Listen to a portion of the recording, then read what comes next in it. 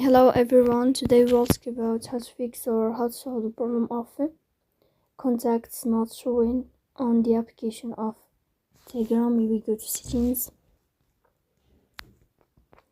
In this page we go to apps, default apps, app settings.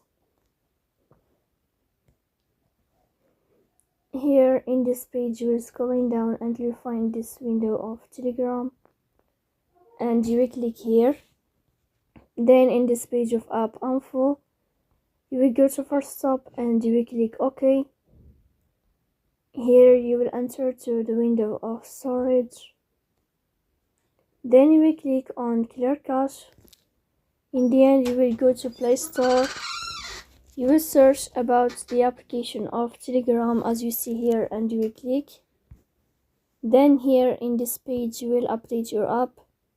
If you find update here in this blue sign, so please don't forget